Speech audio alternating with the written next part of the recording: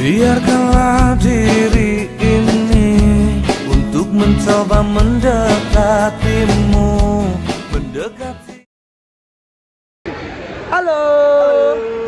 Jadi kami dari kelompok 2 akan menjelaskan materi tentang perancangan dan produksi kerajinan untuk pasar global. alright, stay tune and jangan kemana-mana, tetap saksikan video ini sampai selesai, oke? Boleh. Perancangan dan produksi kerajinan dalam tahap global. Proses perancangan produk diawali dengan pencarian ide, lalu dilanjutkan dengan pembuatan gambar atau sketsa ide itu sendiri. Lalu ide terbaik dikumpulkan, kemudian dikembangkan menjadi model dari kerajinan yang akan dibuat. Dilanjutkan dengan tahap persiapan produksi. Lalu, apa itu produksi?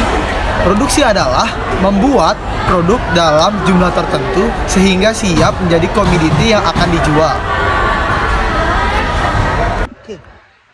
Oke, jadi yang selanjutnya ada proses perancangan produk kerajinan pasar global. Nah, apa aja sih prosesnya itu? Pertama ada brainstorming, kedua ada rasionalisasi, ketiga ada prototyping atau membuat studi model, dan yang terakhir ada penentuan desain akhir untuk produk yang akan dikembangkan. Oke, nah selanjutnya bakal dijelasin satu persatu dari tahapan proses-proses tersebut. Jadi, yang pertama ada tahapan brainstorming. Apa sih brainstorming itu? Jadi, brainstorming adalah mencari ide produk kerajinan dengan curah pendapat dari anggota kelompok tersebut. Nah, jadi di brainstorming itu tuh kita saling mencurahkan pendapat, misalnya dari teman kita nih si A, si B, saling menggabungkan pendapat untuk dikembangkan menjadi ide produk selanjutnya. Nah, apa sih kunci sukses dari brainstorming ini? Jadi kuncinya adalah jangan takut untuk salah. Kalau kalian ingin mengajukan pendapat, ajuin aja. Jangan takut salah, jangan takut ditolak. Karena brainstorming ini kita harus menghargai pendapat teman kita yang ingin mengajukan pendapat untuk produk tersebut ke depannya. Proses perancangan produksi kerajinan pasar global yang kedua adalah rasionalisasi. Rasionalisasi adalah proses mengevaluasi ide-ide yang muncul dengan beberapa pertimbangan teknis diantaranya. Yang pertama, bagaimana cara menggunakan produk tersebut. Yang kedua, apakah material yang ada sudah tepat untuk mewujudkannya. Yang ketiga, apakah memungkinkan untuk produksi dengan teknik produksi yang ada saat ini. Yang keempat, bagaimana proporsi dan ukuran sesuai untuk produk tersebut agar mudah dibawa dan agar mudah dikirim melalui paket.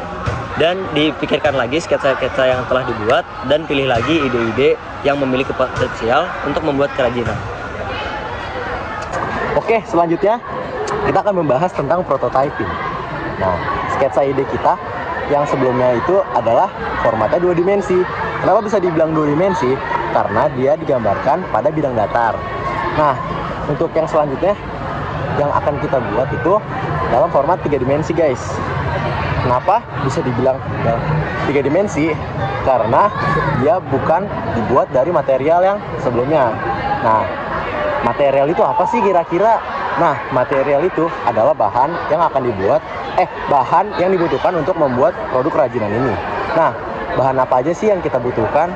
Nah, yang pertama ada gunting, ada cutter, ada lem, ada selotip, ada bahan pemotong. Selanjutnya, tahap penentuan desain akhir. Hasil studi model dapat dipilih 3-5 alternatif. Penetapan desain akhir dapat dilakukan melalui diskusi atau evaluasi. Nah, dari desain yang terpilih itu, maka yang diproduksi menjadi produk yang berkualitas. Proses produksi kerajinan pasar global ada 4, yaitu pengolahan bahan, pembentukan, perakitan, dan yang terakhir ada finishing. Nah, yang pertama itu saya akan menjelaskan tentang tahap pembahanan atau pengolahan bahan.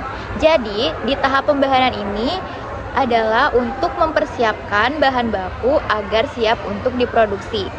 Yang kedua yaitu ada tahap pembentukan. Pembentukan bahan baku bergantung pada jenis material, bentuk dasar material, dan bentuk produk yang akan dibuat. Secara umum, material padat dapat dikelompokkan menjadi material solid dan tidak solid. Nah, contoh yang tidak solid itu seperti kayak lembaran dan serat. Nah, untuk materi solid contohnya itu kayak logam, kaca, plastik, atau kayu yang dapat dibentuk dengan cara dipotong, dipahat sesuai dengan bentuk yang diinginkan. Tahap yang ketiga yaitu ada tahap perakitan. Perakitan dilakukan apabila produk yang dibuat terdiri atas beberapa bagian. Perakitan dapat memanfaatkan bahan pendukung seperti lem, paku, benang, tali, atau teknik sambungan tertentu.